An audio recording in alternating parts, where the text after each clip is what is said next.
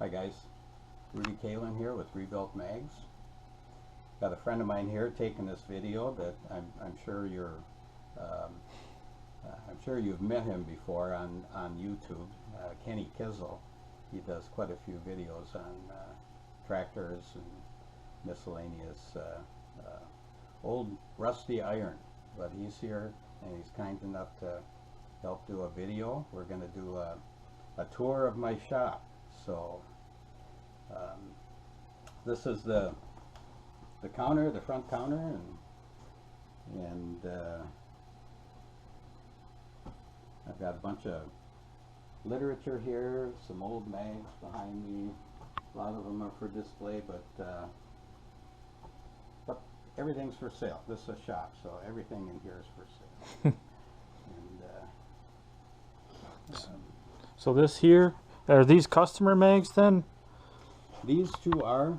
This one I finished for a guy that's gonna come and pick it up. It's a little Eisman AM4 mag. I don't do too many of these, but once in a while I will do an Eisman AM4. This one's a Harley mag. It's for an old Sportster, Joe Hunt, Fairbanks Morse style magneto for early Ironhead Sportster. So you don't do just tractor mags then? No, anything that has a magneto I work on. Okay. Stationary engines, tractors, anything that's got a mag I work on. Anything unusual? Boy, I've done some crazy magnetos in my time. Well, there's a couple over here I'll show you in a minute. Okay. They're pretty cool. But yeah, this is just the front end of the shop. People come in and I'll put the magneto on the counter. We'll write it up and see what needs to happen. Very few people walk in. This is not really a walk-in shop. I get most of my business from people sending me from all over the country, all over the world. Actually, people have sent me stuff. I just got a magneto in from Australia. So those shelves over here, you'll see a lot of boxes and a lot of magnetos sitting there, and those are magnetos that I need to work on. So I got my work cut out for me. Got a lot of stuff waiting for service. Shipping and receiving, so to speak. Yeah. Yeah. Okay. And then over there's a shelf with some magnetos that are already rebuilt and ready to go for people that would like to buy them outright or exchange theirs for one. I keep adding to it, but sometimes they sell as quickly as I can get them together. I would imagine something like an H4 mag for a international, or some of the Fairbanks mags and stuff. Yeah, common stuff that move in and out of here pretty quickly. Nice polished Wycos.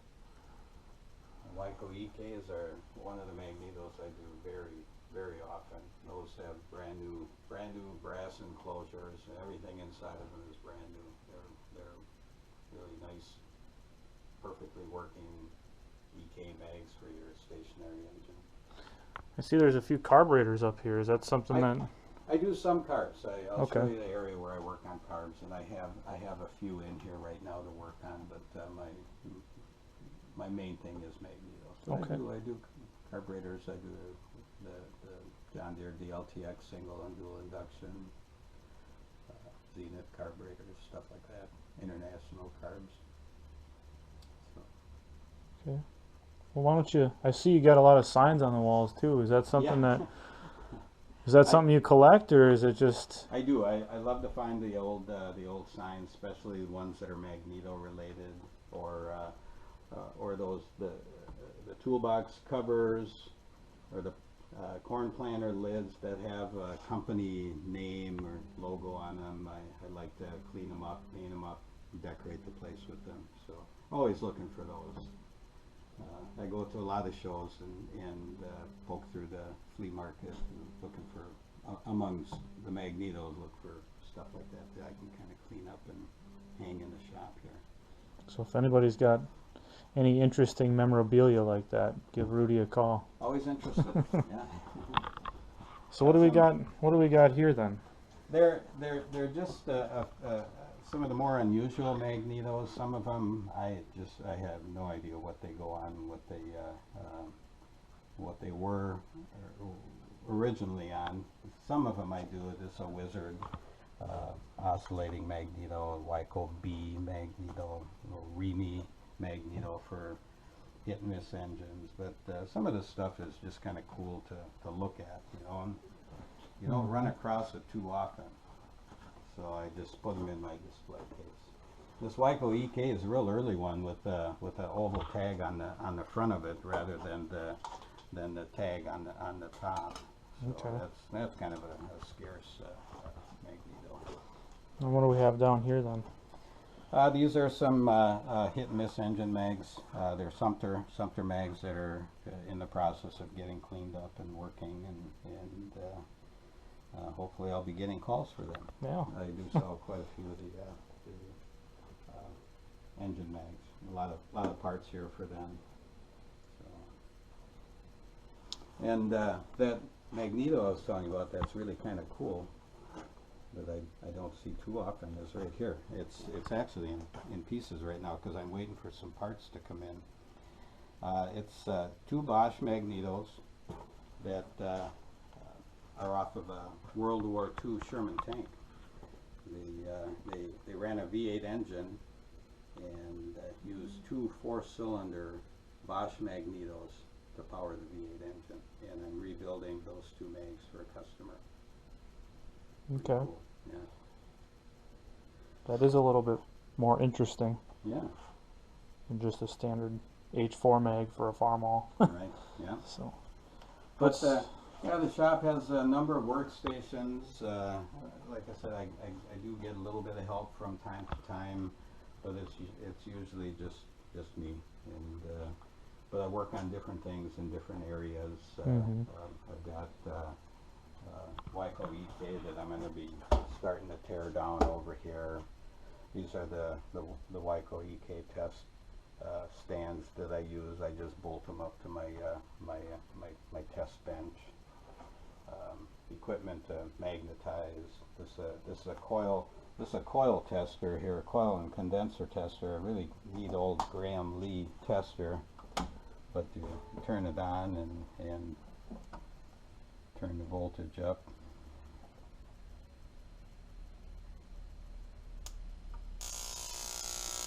And you can tell that coil is good.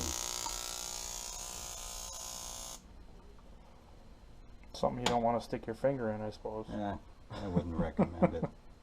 It happens by accident all too many times. What's this big machine over here? This is a coil tester, or coil winder. I do wind some coils here, mostly the coils for hit and miss engines. Okay. It's just really all it is a single winding coil, an induction coil, and I wind them on this machine and I put them in these really nice little oak boxes for the guys that have the hit and miss engines that use an igniter. This will only fire an igniter, not a spark plug. Okay. And I wind them on this machine here. And I've got a coil core set up in here, and I just run the wire down and hit the button. If you want to see the thing, I won't wind one, but it's a nice machine. I got it set up for 440 turns, which is what I got the best result out of these coil cores. And so you wind you get it started, you hit the button, and it'll wind it. Yep.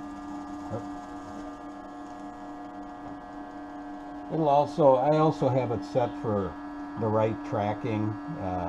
You can set it for the pitch of whatever gauge wire you have, so that it lays down a really nice even roll, and then after the number of turns it just stops, and you pull it off of there,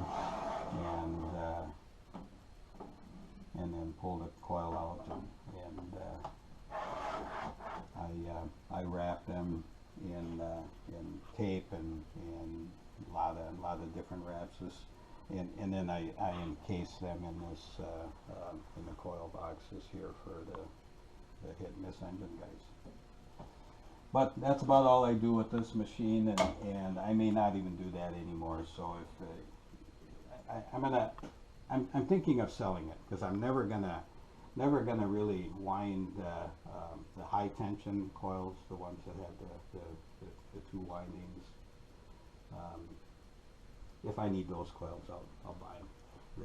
They're just it would just be a whole other business, you know, that I would have to get into, and I barely have enough time to get it all the mags that come in for service. So if anybody's interested. Yeah, you know, if somebody's looking for a really nice coil winder, here it is. You know, if you're interested, let me know. Okay. I see you got a F4 mag like the one you did for my F20. That must be a finished product? Yeah, just finished it. Just finished it, put it on here to test, and sold it already. It's going to come off the tester and get shipped out. But it works really well. We'll start this thing.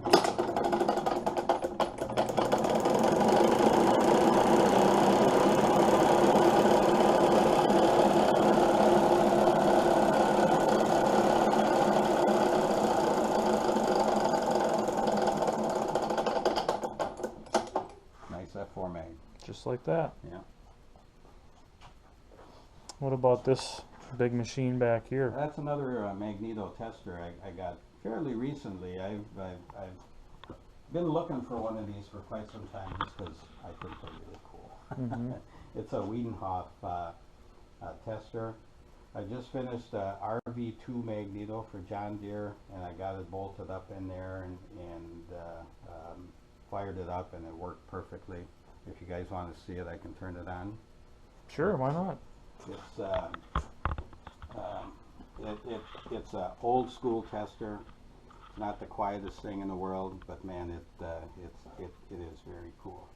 So I got the spark plug leads hooked up here, hooked up to the two gaps. Let's fire it up.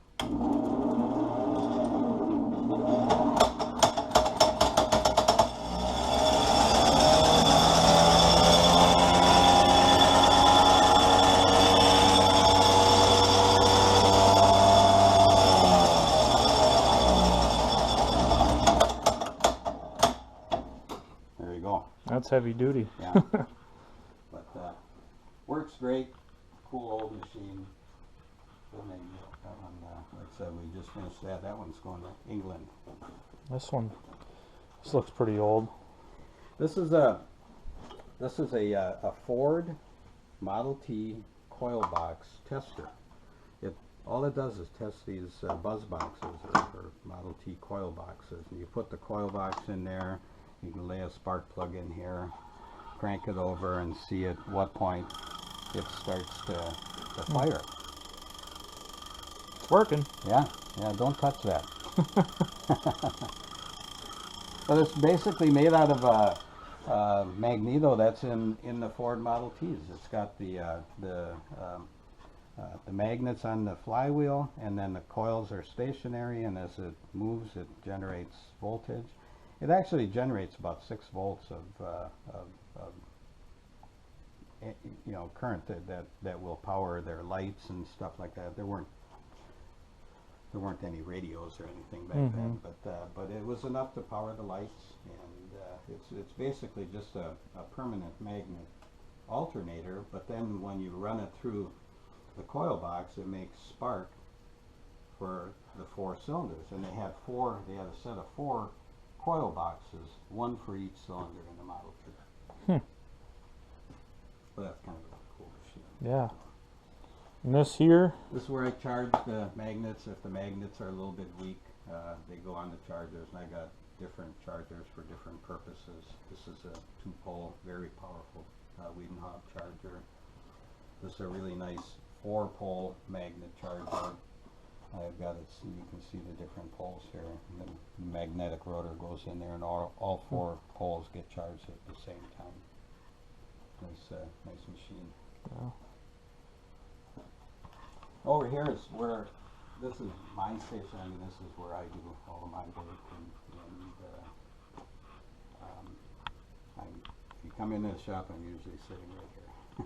So, and this is another test bench, very similar to the one that the F4 mag was on. This one happens to be a J4B3 and Alice Chalmers mag, and I do a ton of these magnetos.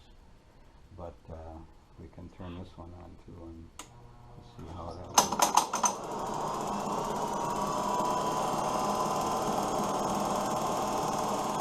Nice working mag. Oh yeah. A little quieter than the Wiedenhof over A little there. bit. I prefer this one. Yeah. But that one is cool. Yeah. It's one of those machines that I wanted for a long time in the shop, and it will have its purpose in here.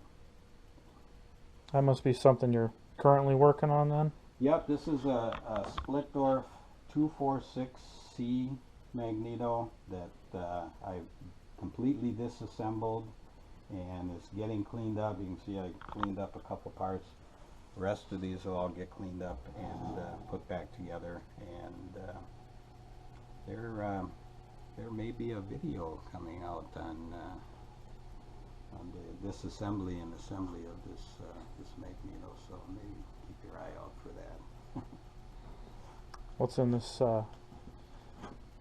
box of mystery? This, other than being a kind of a cool old wooden box, is actually an Eisman Coil Tester, and these are fairly scarce machines. If you ever work on the older brass era type mags that have a bobbin wound or shuttle wound coil, you need to test it, and that's what this does. All you have to do is lay the armature in here, hook up the let's see, this one is ground, so we'll just ground it here, and then the breaker goes over to where the points go. You hook that up, turn the motor on, turn the voltage up. You can see it popped up a little bit here, so the coil has got continuity, and then just kind of ramp this up until at about 15 it should spark, and there we go. So we know this is a good coil. Whether I'll use this in a mag or not, I don't know. Most of the time I just rebuild them anyway, so that they have brand new coil windings in them and new condensers, and they're just gonna work, and I know it. Mm-hmm. Better safe than sorry. Yeah. This must be a couple carbs you're working on then? I do some carbs, like I mentioned. This one I finished a little bit ago. It's a carburetor off of a John Deere R pony motor. There's a single induction DLTX that I'm working on. I think that's a number 10 for an unstyled B John Deere. And this one just came in not too long ago, and I'm going to be tearing that down pretty quick here and rebuilding that. That's a dual induction for like like the 50s, 60s, 70s, 520s. All of the later dual induction John Deere carburetors are very similar. My phone's ringing, but yeah, popular. yeah, look at that. I got lots of people waiting for me to call them back, and I will. I'll call you guys back. But the back end of the shop is just a dual purposing. I've got all my cores here, a lot of different cores, and as you know, there's like hundreds and hundreds of them in here, and I've got them in the garage. I've got a shed out back, I've got a shed out front, but it always seems like I don't have enough, and I'm always looking, always buying cores. Mm-hmm. So there's always something that I need, Yeah. I mean, with all the mags that are in here, you'd think I'd have enough, but always looking for something else. So What's back in this corner? next to the lathe, I've got a little spray booth here. I paint a lot of things in here. This has an exhaust fan and a light, and you can kind of see I've got a magnet sitting here that was just painted, and I built this to help out a little bit. You turn it on and you can paint this magnet, and you don't have to worry about getting on the back side of it. You just paint it, and I've got various colors here. But this sure has helped out. It keeps the odor down, you know, and it's all vented outside, and looks like I got to change my filters pretty soon. But, cool. A lot of parts all over the place here too. A lot of cores, a lot of parts. These are all of these drawers they're just loaded up with parts. These are all gaskets, Wyco parts, a lot of little stuff. Fairbanks Morse. Always need that one little part when you're putting the mag together. Right. So that's the shop. That's about it. This is where I work. Best way to get a hold of you? You know, everybody just calls. That's call or email or text. I got one phone, and that's my cell phone. You can text me. You can call me. You can send an email. Phone number is on my. Should be in the front of this video. It should be on the tail end of it too. Maybe we'll publish it somewhere around here. Maybe. And feel free to call at any time. People call me all day long, and we can talk about what magneto you've got and what kind of issues it's got and how we can take care of it. Awesome. Well, thanks for bringing us on a shop tour. This is kind of like the VIP version. Well, thanks for coming.